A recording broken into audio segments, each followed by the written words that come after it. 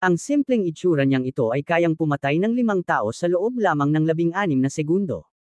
Kaya pati ikaw ay mapapaisip kung ano nga ba talaga ang kwento sa likod nito. Sino ba talaga siya? At bakit niya itinatago ang sarili niya sa lahat, kahit napakadelikado niya? Iyan ang ating malalaman sa kwento ng pelikula ngayon. Sa simula ng kwento, makikilala natin si Robert, ang pangunahing karakter sa pelikulang ito. Tila isa lamang siyang ordinaryong tao, ngunit may kakaiba siyang ugali, ang sobrang disiplina sa lahat ng bagay. Kumilos man ang mundo, ang oras niya ay hindi nagbabago. Parang orasan, eksakto ang bawat galaw niya. Nagtatrabaho siya sa isang shopping market at paborito siya ng kanyang mga katrabaho. May espesyal na routine si Robert tuwing gabi. Palagi siyang umaalis ng bahay na may dalang tea bag na binalot sa tissue at pumupunta sa kalapit na restaurant. Doon, araw-araw siyang nagbabasa ng libro habang umiinom ng tsaa. Sa parehong lugar, araw-araw din niyang nakikita ang isang babae na nagngangalang Elena. Sa propesyon, isa siyang night prostitute. Hindi sila madalas mag-usap, ngunit ngayong gabi, tinanong siya ni Elena, hanggang saan na ang nabasa mo sa libro mo? Sagot ni Robert, malapit na sa katapusan. Bigla namang nakatanggap ng tawag si Elena mula sa kanyang Russian boss. Sinabi nito, pinadala ko na ang customer. Makipagkita ka sa kanya. Ang customer na iyon ay isang mataba at nakakadiring lalaki. Tumanggi si Elena at sinabing, hindi ko kayang sumama sa lalaking ganon. Pero sa trabahong ito, walang pwedeng tumanggi. Kaya napilitan siyang sumama sa taong iyon. Lihim namang sinusubaybayan ni Robert ang buong pangyayari. Kinabukasan ng gabi, bumalik si Robert sa restaurant at muling nakita si Elena. Ngunit ngayon, puno ng pasa at sugat ang kanyang mukha. Tinanong ni Robert, sino ang may gawa nito sa'yo? Sagot ni Elena, normal lang yan sa ganitong trabaho. Sabi ni Robert, dapat iwan muna ang trabahong yan at tahakin mo ang tamang landas. Sinabi ni Elena na madali lang pumasok dito pero napakahirap umalis. Pagkatapos ay lumabas siya ng restaurant at nagsimulang maglakad palabas. Habang naglalakad, maraming usapan ang nangyari tungkol sa personal na buhay ni Alana at Robert. Ikinwento ni Robert na dati siyang may asawa pero iniwan siya nito. Habang nag-uusap sila, may dumating na sasakyan na bumangga kay Elena at itinapon siya sa loob ng kotse. Ang pumatay sa publiko ay siya ring taong nagngangalang Slavy. Nakita ni Slavy si Robert at iniabot sa kanya ang isang card, at sinabi na matalino ang babaeng ito. Kung tatawagan mo ako, bibigyan kita ng babaeng mas maganda pa kaysa rito, ani niya. Pagkatapos ay umalis siya. Hindi na maintindihan ng lalaki kung ano ang pinag-usapan nila at umalis na rin. Kinabukasan ng gabi, pumunta muli si Robert sa restaurant. Ngunit ngayong gabi ay hindi niya nakita si Elena. Sinabi sa kanya ng may-ari ng restaurant na tinamaan ng mabagsik si Elena at dinala sa ICU ng ospital. Nang marinig ito, labis na nabahala si Robert dahil sa loob ng ilang araw ay nakaramdam na siya ng kakaibang pagmamahal para sa babaeng iyon, kaya nagpunta siya sa ospital upang hanapin si Elena. Pagdating doon, nakita ni Robert na napakasama ng kalagayan ni Elena. Binugbog siya ng todo kaya nasira ng husto ang buong mukha niya. Nakita ni Robert ang isa sa mga kaibigan ni Elena at nilapitan upang tanungin kung kamusta na si Elena. Natakot ng husto ang kaibigan na si Mandy at nagtanong, sino ka? Inakilala ni Robert ang sarili bilang kaibigan ni Elena. Matapos magkapilit, sinabi ni Mandy na si Slavy ang gumawa nito. Pinilit ni Slavy si Elena na sumama sa isang kliyente. Nang tumanggi si Elena, sinaktan siya. Dahil dito, pinagbuhusan ni Slavy ng galaw na parang baliw si Elena at binuhusan pa ng battery acid ang mukha niya para sa ayaw nang makita pa ng iba at para hindi na muling maglakas loob ang sinuman. Nang marinig ang lahat ng ito, nagsimulang maghanda si Robert mula sa loob. Nagtaka siya kung kailangan na bang bumalik sa dati niyang buhay. Kailangan pa ba niyang ipakita kung sino talaga siya? Lumipat ang eksena sa tagwan ni Slavy. Dumating si Robert doon ayon sa address na nakasulat sa card.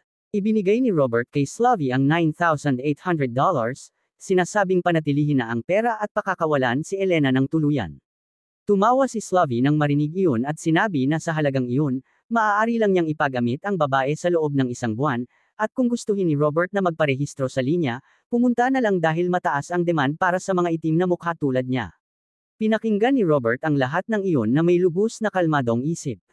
Mabilis niyang sinuri ang lahat ng mga hitman na naroon sa loob ng silid, sino ang may hawak ng baril, sino ang nakaupo saan, at kinuwenta ang lahat ng detalye sa kanyang isip. Pagkatapos ay dahan-dahan niyang sinara ang pintuan ng silid. Sabi ni Robert na aabutin siya ng 16 na segundo na patayin ang mga kalunos-lunos na ito, sa kanya sinimulan ang stopwatch ng kanyang relo.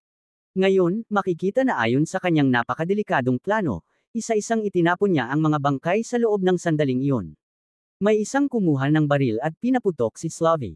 Pinutol niya ang ng isa gamit ang kanyang sariling kutsilyo at itinapon ito sa liwanag. Ginouge ni Robert ang mata ng isa sa mga tauhan gamit ang basag na bote ng alak, at sinaksak naman niya ang huling kalaban diretso sa bibig gamit ang champagne opener. Inabot lamang siya ng 28 segundo para patayin ang 5. Kung ibabawas natin ang 9 na segundo, ang eksaktong oras ng pagkamatay ay 19 na segundo lamang. Hindi masyado pang mahaba ng 3 segundo. At masasabi ko, napakagaling ng eksenang ito ng labanan. Kinabukasan, bumalik si Robert sa trabaho na para bang walang nangyari. Walang sino man ang makakahula na kagabi lang ay nagpadala siya ng 5 tao sa langit. Pag-uwi naman niya, narinig niyang may balita tungkol sa 5 lalaking napatay. Alam niyang malayo na ang aabutin ng gulong ito. Samantala, dumating sa syudad ang isang mapanganib na ahenteng Ruso na nagngangalang Teddy. Pumunta siya sa lugar ng krimen at nakita kung gaano kalupit ang pagkakapatay sa kanyang mga tauhan. Base sa paraan ng pagpatay, naunawaan ni Teddy na hindi ito gawa ng isang ordinaryong tao, kundi ng isang taong sanay at bihasa, marahil ay may pagsasanay sa Army o Navy. Pagkatapos nito, nagsagawa si Teddy ng pagpupulong kasama ang ilang opisyal ng pulisya sa lungsod. Sa pagpupulong na iyon, isang pulis na nagngangalang Frank ang hindi siya tinrato ng maayos. Ngunit iba si Teddy. Ipinaliwanag niya na hindi siya naroon para makiusap, kundi para magbigay ng utos. Samantala, napansin ni Robert na isa sa mga paborito niyang katrabaho, si Ralphie, ay hindi pumasok sa trabaho. Pumunta siya sa bahay nito at nalaman niyang nasunog ang tindahan ng kanyang ina kagabi. Dahil doon ay hindi siya nakapasok. Nang makita ni Robert ang paraan ng pagkakasunog, napagtanto niyang hindi ito aksidente, sinadya ito ng isang tao. Kaya tinanong niya si Ralphie kung ano talaga ang totoong nangyari. Doon sinabi ni Ralphie na may ilang pulis sa lungsod na nanghihingi ng lagay sa kanila. Nang hindi siya nakabayad kagabi, sinunog nila ang tindahan. Pagkarinig ni Robert nito, alam na niya kung ano ang dapat gawin. Kinagabihan, muling dumating ang 2 pulis sa tindahan ni Ralphie para maningil. Habang nakasalubong nila si Robert, mahigpit niyang sinabi na itigil na nila ang mga ginagawa nilang kalokohan. Pero tinuwanan lang siya ng mga pulis at ginawang biro ang kanyang sinabi. Ngunit sa loob lamang ng 5 segundo, nakontrol ni Robert ang 2 lalaki nang hindi man lang sila makaganti. Dahil dito, napilitan silang isa-isang ibalik ang perang kinuha nila sa mga tao. Samantala, pumunta si Teddy sa isang contractor para hanapin ang taong pumatay kay Slavy. Tinawag siya ng contractor na Russian Stupid Boy at sinubukang sindakan. Hindi niya alam kung sino talaga si Teddy. Pagkatapos ng ilang sandali, binigyan siya ni Teddy ng pera bilang babala, pero bigla niyang pinunit ang mukha ng lalaki. Ngayon, hinanap naman ni Teddy ang kaibigan ni Elena. Tinanong niya ito kung kilala niya si Elena. Nagsinungaling ang babae at sinabing hindi niya kilala si Elena, ngunit dahil sa ekspresyon ng kanyang mga mata at mukha, napagtanto ni Teddy na nagsisinungaling siya. Maya-maya, tinawagan si Teddy ng ulo ng buong sindikato, na nagngangalang Pushkin. Tinanong ni Pushkin ang update tungkol sa kaso, at sinabi ni Teddy, sa buong buhay ko, hindi pa ako nakakakita ng ganitong klase ng pagpatay. Hindi ito gawa ng isang karaniwang tao, at sa pagkakaalam ko, wala ni isang tao sa buong network natin na may ganitong kakayahan. Kaya sinabi ni Pushkin, hanapin mo agad ang mamamatay taong ito. Sumagot naman si Teddy, mahuhuli ko siya sa loob ng ilang araw. Pagkatapos nito, pumunta si Teddy sa kaibigan ni Alana. Pagdating doon, mahinahon niyang tinanong at nalaman na noong araw na iyon, may isang kagalang-galang na lalaki ang pumunta roon upang makipagkita kay Alana. Ngunit hindi niya sinabi ang kanyang pangalan. Pagkatapos makuha ni Teddy ang impormasyong kailangan niya, sinakal niya ang babae hanggang sa mapatay. Ipinakita ni Teddy sa kanyang kasamahan ang larawan ni Robert at sinabi, ito ang mamamatay taong pumatay sa mga tao natin. Kaya mang-alap ka ng lahat ng impormasyon tungkol sa kanya. Sa susunod na eksena, may isang magnanakaw na pumasok sa shopping market kung saan nagtatrabaho si Robert. Sinubukan itong dukutin ang pera mula sa cash counter. Tahimik namang ibinigay ni Robert ang pera. Pero nang tangkain ng magnanakaw na agawin ang singsing na ibinigay ng isang ina sa kanyang anak na babae, doon nagising ang power ni Robert. Ngunit biglang may batang dumaan. Dahil dito, pinigilan niya ang sarili at kalmadong kinuha ang singsing mula sa kamay ng magnanakaw at ibinalik ito sa bata. Hindi alam ng magnanakaw kung kanino siya nakabangga. Sinundan siya ni Robert, isinulat ang plate number ng sasakyan nito, at naghanda ng martilyo upang baliin ang mga buto ng lalaki. Nang bumalik ang bata sa counter, nakita niyang naroon na ulit sa mesa ang kanyang singsing, habang si Robert naman ay tahimik na pinupunasan ng martilyo gamit ang panyo bago ito ibinalik sa tamang lalagyan. Maliwanag na ginamit ni Robert ang banayad na pampatulog mula sa kanyang mga kagamitan. Sa susunod na eksena, dumating si Teddy sa bahay ni Robert. Nagpakilala siyang isang detective at kalmadong kinausap si Robert. Habang magkausap sila, napansin ni Teddy sa mga mata ni Robert na siya nga ang taong pumatay sa kanyang mga tauhan. At si Robert naman, naramdaman ding hindi pulis o ahente si Teddy. Kaya direkta niyang tinanong, paano mo ako nahuli? Wala akong iniwang kahit anong bakas. Sagot ni Teddy, trabaho namin ang maghanap ng mga tao. Sumagot si Robert, iyan nga ang gusto kong malaman, sino ka ba talaga? Hindi na sumagot si Teddy at umalis. Habang bumababa siya at sumasakay sa kotse, sinabi niya sa mga kasamahan, lahat ng nalaman natin tungkol sa taong ito hanggang ngayon ay mali. Hindi siya ordinaryong tao, kaya agad niyang ipinadala ang buong team upang hanapin si Robert. Habang sinusuri nila ang impormasyon, lumabas na walang kahit anong krimen si Robert. Maayos siyang nagbabayad ng buwis, may disenteng trabaho, at tahimik na namumuhay. Sabi ni Teddy, sobrang ayos ng lahat, para bang planado. Kung hindi siya dating sundalo o nasa military, imposible na maitago niya ng ganito kahusay ang lahat ng impormasyon niya. Samantala, nagsimulang maglagay si Robert ng mga kamera sa iba't ibang bahagi ng kanyang bahay. Nag-iwan din siya ng ilang ebidensya upang kung sakaling may pumasok sa silid niya, hindi ito makakapaglabas ng kahit anong impormasyon. Sa totoo lang, si Robert ay isang taong walang record sa buong mundo. Ipinadala ni Teddy ang isa niyang tauhan sa restaurant na palaging pinupuntahan ni Robert, upang makakuha ng matibay na ebidensya kung siya nga ba talaga ang hinahanap nila. Nagpanggap ang hitman bilang lineman ng kuryente at umorder ng pagkain. Pero agad na napansin ni Robert at sinabi, kung totoo kang lineman, dapat nasa kamay mo na ang trabahong iyon. Pero nandito ka para sa akin. Kawawang babae, nadamay ka pa. Pagkapulot ni Robert ng pil, agad niyang pinindot ang stopwatch sa kanyang kilalang relo at sinimulang suriin ang paligid. Sa ilang segundo lamang, ginamit niya ang librong hawak para tamaan ang hitman ng mga eksaktong suntok, hanggang sa bumagsak ito sa sahig na may umaagos na tubig sa bibig.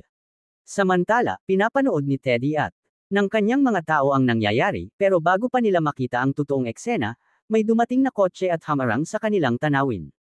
Tahimik na pinatay ni Robert si Footy at pinutol ang linya ng kuryente ng hotel.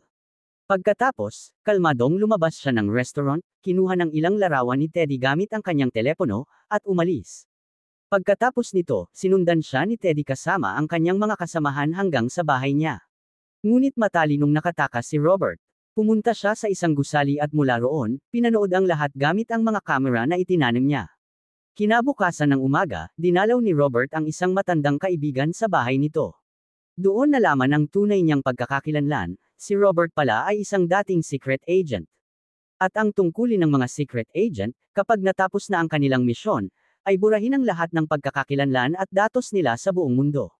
Pagkatapos ng isang misyon, peke niyang pinasabog ang lugar gamit ang isang fake air blast upang tuluyang mabura ang kanyang pagkatao at ay pakitang patay na siya sa lahat, para walang record na maiwan sa pulisya o sa mafia.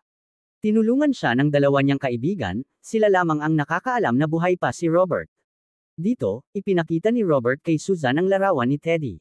Kinabukasan, binigyan ni Susan ng kumpletong impormasyon si Robert tungkol kay Teddy. Ipinahayag ni Susan na si Teddy ay isang mapanganib na sundalong Ruso, na siyangka ng kamay ng isang mafia boss na si Pushkin. Si Pushkin, na nasa Russia, ay nagpapatakbo ng kanyang negosyo sa pagsusugal, alak, at human trafficking sa buong Amerika. Napakalakas ng kanyang koneksyon sa politika kaya't walang sinumang nagtatangkang kalabanan siya. Sinabi ni Susan kay Robert na napasok siya sa isang malaking gulo. Pinayuhan niya itong lumayo na lang. Matapos nito, nagpaalam si Robert kay Susan. Tinanong ng asawa ni Susan kung natulungan ba nila si Robert. Sabi ni Susan, hindi siya pumunta rito para humingi ng tulong. Humingi siya ng pahintulot para tuluyang lipulin ang grupong iyon. Nakuha niya ang pahintulot, kaya dito na nagsimula ang paglipol sa mafia gang. Ang unang hakbang ni Robert ay ayusin ang mga alagang aso ng gobyerno, mga tiwaling pulis. Pumunta siya kay Officer Frank. Pinaupo niya ito sa kotse at pinaandar. Pero lihim niyang nilagay ang hose ng gas pipe papasok sa loob ng sasakyan. Isinara niya ang lahat ng bintana, kaya't unti-unting nahirapan sa paghinga si Frank. Dahil sa hindi niya kinayang tiisin, napilitan siyang sabihin ang lahat ng alam niya kay Robert. Dinala niya si Robert sa isang ilegal na pabrika ng grupong Ruso. Pagdating doon, nanlaki ang mata ni Robert, napakalaki ng operasyon. Mahigit 20 tao ang nagtatrabaho roon, tanging para lang magbilang ng dolyar. Nagpanggap si Robert na tauhan ni Pushkin. Ngunit nang mapansin ng isa na nagsisinungaling siya, tinutukan siya ng baril.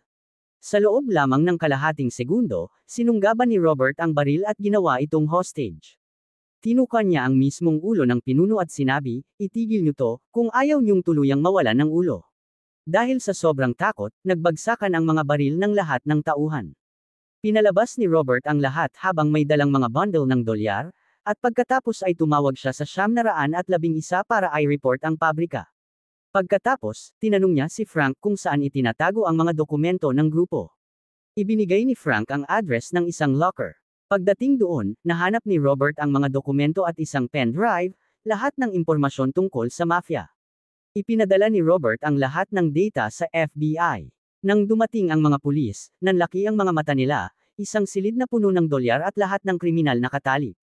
Muli nating nakita si Teddy, kasama ang isang malaking dun. Pinatatag ng Don ang loob ni Teddy, sinabing madali lang hulihin si Robert.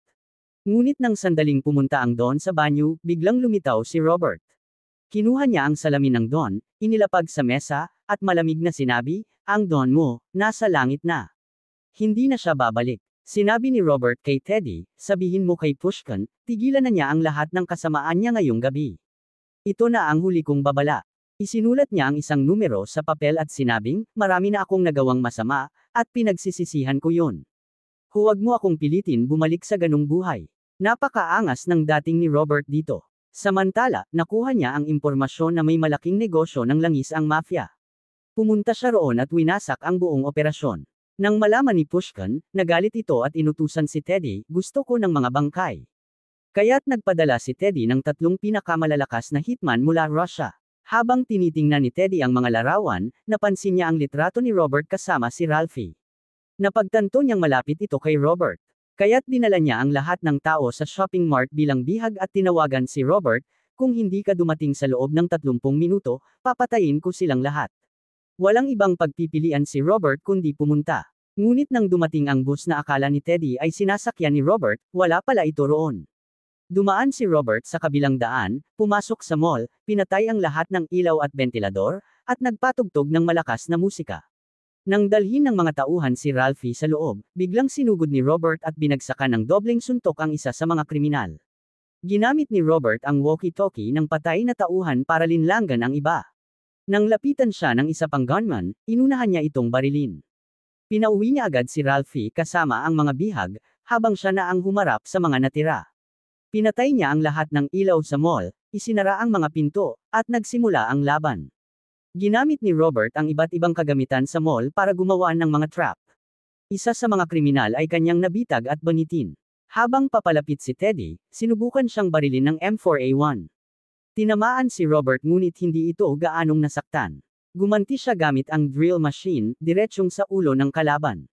Sumunod, nakipaglaban siya sa pinakamalaking hitman, halos doble ng laki niya. Pero dahil sa galing at disiplina, napatay niya rin ito. Sa huli, dumating si Ralphie at sinabing, "Sabi mo ilabas ko ang lahat, pero hindi ko kayang iwan ka."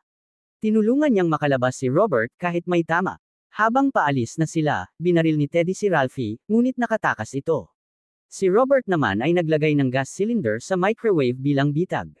Nang lumapit ang huling hitman, sumabog ang buong lugar. Namatay ang lahat maliban kay Teddy. Papalapit na sana si Teddy kay Ralphie para barilin ito, ngunit biglang lumitaw si Robert. Tinamaan niya si Teddy sa braso at binti gamit ang power tool gun, at tuluyang tinapos sa isang headshot. 3 araw ang lumipas, nasa Moscow na tayo. Pagkatapos maligo ni Pushkin, biglang lumitaw si Robert sa loob ng kanyang bahay. Tinablan ng takot si Pushkin, "Papatayin mo ba ako?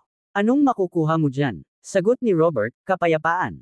Sabi ni Pushkin, "Mahal ang kapayapaan. Sabihin mo ang presyo, baka kaya kong bayaran." Ngunit bago pa man ito matapos, pinatay ni Robert ang ilaw. Lumapit si Pushkin sa lababo, ngunit nang hawakan niya ang gripo, tinamaan siya ng kuryente. Gamit ni Robert ang tubig at kuryente para tuluyang patayin ang pinuno ng mafia. Sa labas ng gusali, makikita ang mga bangkay ng mga bodyguard, lahat pinaslang ni Robert mag-isa. Natapos na ang misyon. Bumalik si Robert sa Boston at sinubukang mamuhay ng normal. Nakita niyang muli si Elena, masaya, maganda, at maayos na ang buhay. Nagpasalamat si Elena sa kanya sa pagbabagong ibinigay niya sa buhay nito. Sa huling eksena, nakaupo si Robert habang nagbabasa ng librong The Invisible Man. Ngayon, naghahanap siya ng bagong trabaho upang muling buuin ang kanyang pagkakakilanlan. At dito nagtatapos ang pelikula.